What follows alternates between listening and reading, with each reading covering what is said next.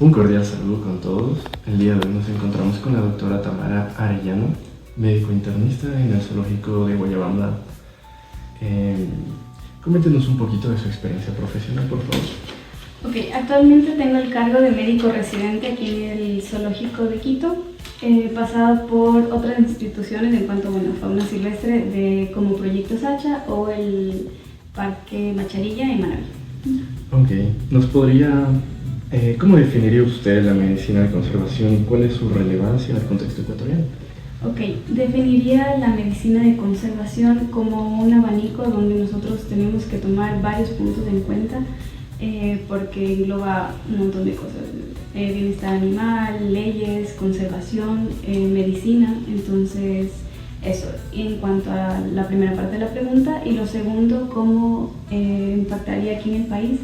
Es muy importante porque nosotros tenemos una biodiversidad demasiado amplia, entonces trabajamos directamente con nuestras especies de aquí y es importante para la conservación de las mismas.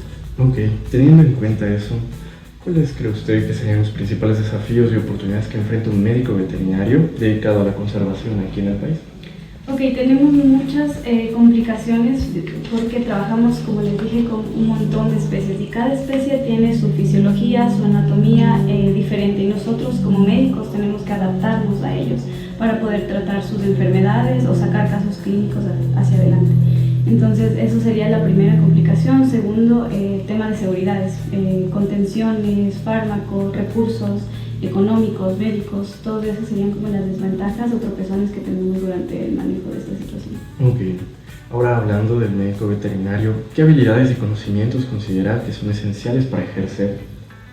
Ok, como cualquier médico veterinario necesitamos tener unas bases súper fuertes de lo que es medicina de pequeños, toda la medicina que nos dan en la universidad prácticamente, bases fuertes porque eso por lo general traspolamos a otras especies siempre, como ya les dije antes, tomando en cuenta cambios anatómicos, fisiológicos, de comportamiento, ecológicos, de hábitat, de todo eso nosotros tenemos que tomar en cuenta. Entonces es muchísima información para un solo médico veterinario, entonces es importante tener estos factores en cuenta.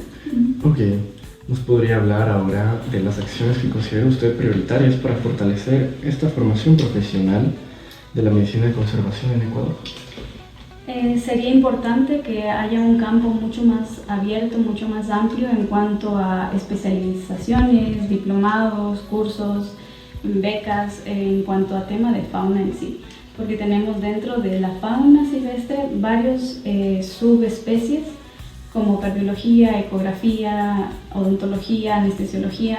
Todos esos campos deberíamos también tratar de hacerlos especializaciones para nosotros enfocarnos por especies, por cualquier de estos subtemas para poderlo abarcar de mejor manera con mayor rango de información específica. Ok, ahora en cuanto a un poquito de su vivencia en la práctica, ¿cuál sería la principal diferencia en cuanto a los retos clínicos de manejo entre ejercer la medicina de conservación in situ frente a éxito en centros de rescate? Bueno, la principal diferencia en estos dos escenarios que me colocas es el manejo del paciente porque es mucho más controlado en una clínica, en un quirófano, que en campo. Entonces esa es la principal diferencia, fármacos, temas de adrenalina, niveles de cortisol, estrés del animal, es muy diferente igual manejar o controlar una situación de un animal en un campo abierto a un espacio ya controlado. Entonces son todos estos factores que se deben tomar en cuenta en el punto de un manejo clínico del animal. Entiendo. Ahora, en cuanto al trabajo que se debe realizar, este es un trabajo conjunto. ¿Cómo es la dinámica y los desafíos que se enfrenta para trabajar junto a biólogos, ecólogos y las autoridades incluso gubernamentales? Ok, sí, nosotros contamos con, te pongo el ejemplo de aquí del zoológico, con una red de profesionales, ya que nosotros necesitamos del apoyo, como mencionaste, de biólogos, incluso de tema cuando es legal en otros campos. Por ejemplo, si vamos a rescatar un oso en campo abierto, se toca hablar con el GAT parroquial de la institución, con las personas donde está el animal, porque tenemos varias ocasiones o situaciones de conflicto población animales. Entonces, todo eso tenemos que coordinar y ya acá en espacios controlados para ver bienestar animal, no es solo la parte médica que esté sano el animal, sino también necesitamos ver o evaluar la parte etológica junto con biólogos. Nosotros trabajamos con los zookeepers, que ellos verían la parte ambiental de los recintos, si están en buen estado, no están en buen estado, cómo podemos mejorar para que el animal tenga una buena calidad de vida aquí, o si se trata en campo, en campo. Ahora coméntenos un poquito más de qué protocolos de bioseguridad considera usted más críticos al momento de reintroducir un animal rescatado a su hábitat natural para evitar la transmisión de patógenos. Nosotros siempre con cualquier animal que recién ha llegado tanto al centro como recién vamos a mantener un contacto por primera vez, siempre utilizamos EPPs, es equipo de protección del personal. Mascarillas, guantes, batas, incluso en neonatos es mucho más delicado porque son bebés y nosotros incluso podemos transmitir virus, enfermedades, bacterias hacia ellos. Entonces siempre protocolo es mascarilla, cofia incluso también en cuanto a temas de bioseguridad. Internamente utilizamos bandejas con pediluvios para ingreso de cada sector, clínica, cuarentenas, recintos, todo esto tenemos muy controlado por el tema de contaminación cruzada o incluso, como les digo, sobre todo en el día a día con animales que sabemos que están sanos, incluso ahí nosotros, zookeepers y personal médico, lo hacemos con primates, porque tenemos estas similitudes y podemos compartir enfermedades. Entonces, con todos esos animales, nosotros siempre utilizamos equipo de protección del personal. Entiendo, claro, eso es muy importante. Ahora, yéndonos un poquito por la parte de One Health, considerando que Ecuador es un país mega diverso, ¿cómo se integra su trabajo diario a este enfoque de una sola salud y el impacto en las comunidades locales? Como les dije igual antes, es muy importante ligar siempre que nosotros podemos transmitir enfermedades a los animales y ellos pueden transmitirnos enfermedades a nosotros. Entonces siempre es importante tener en cuenta Bien, ahora con respecto a esto del One Health, coméntenos un poquito, considerando de que Ecuador es un país mega diverso, ¿cómo se integra su trabajo diario con el enfoque de una sola salud y el impacto en las comunidades locales? Nosotros también como médicos veterinarios tenemos la obligación de, junto con un equipo de educación, hacer charlas de capacitaciones a los pueblos que conviven muy cercano con fauna silvestre. Tenemos el tema de conflicto también de osos propietarios de ganadería, que los osos pueden ingresar a sus predios, tomar o faenar a estos animales. Entonces ahí tenemos ya un riesgo de una contaminación cruzada porque se alimentan de estas vacas que incluso pueden tener antibióticos, pueden tener enfermedades y todo es una cadena, o sea, todo se conecta siempre.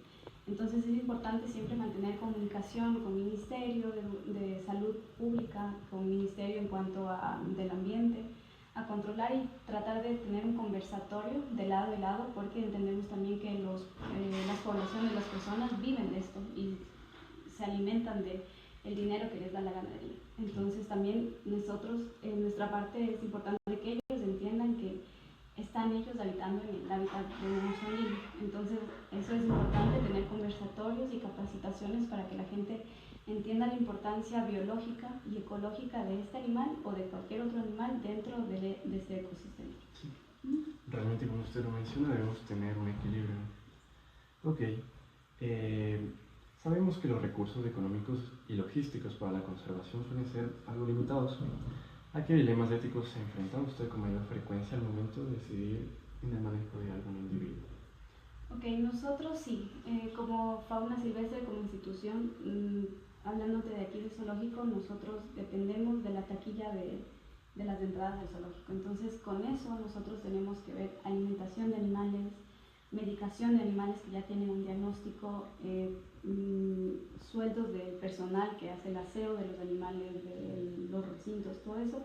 Entonces sí, los recursos son un montón en comparación porque tenemos animales de 150, 200 kilos que igual comen unas cantidades abismales diarias y ellos no ven feriado, no ven Navidad, cumpleaños, nada, ellos todos los días necesitan comer. Entonces sí es un poco complicado el manejo de recursos, pero nosotros tratamos de hacerlo mejor con los recursos que tenemos. En la parte médica siempre se trata siempre tenemos un protocolo de uso de drogas en caso de temas anestésicos, chequeos anuales siempre se hacen, tenemos la dicha de contar con varios especialistas de todo el país que algunos sí nos dan como precios preferenciales, digamos, como Fundación Zoológica, pero sin embargo nosotros valoramos un montón su trabajo porque no es gratis tampoco, ya han estudiado para ello.